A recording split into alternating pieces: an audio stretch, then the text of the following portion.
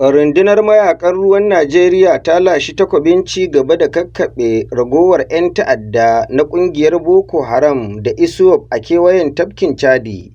Babban hafsan sojin ruwan Najeriya Vice Admiral Emmanuel Ogala ne ya bayyana haka cikin jawabin tada tsimi da yi wa dakarunsa da ke sansanin mayakan ruwan Najeriya a gabar tafkin Chadi kusa da garin Baga na jihar Borno.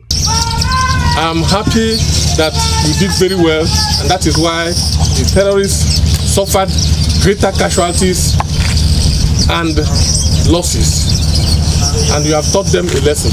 Tun farko da isowarsa, babban hafsan sojin ruwan ya samu tarba daga kwamandan rundunar haɗin kai Manjo Janar Abdulsalam Abubakar, inda ya karɓi faretin marhabin a sansanin mayakan saman Najeriya na Maiduguri.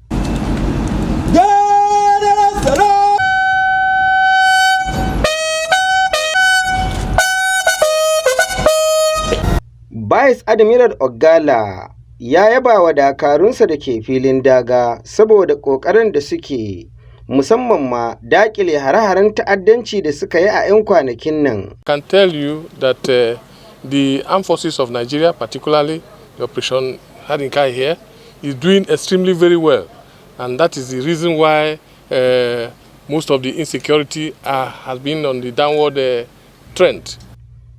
A wani bangare na ziyarar, Vice Admiral Ogala ya duba dakarunsa da suka samu raunuka a filin daga da ke samun kulawar likita a asibitin sojoji da ke barikin mai malari. Kazalika shugaban na mayakan ruwan Najeriya ya kai ziyara fadar gwamnatin jihar Borno, inda gwamnan jihar Farfesa Babagana Umar Zulum ya ba da tabbacin ci gaba da mara baya ga rundunonin tsaron Najeriya a ƙoƙarin da ake na kawar da ta'addanci daga wannan yanki.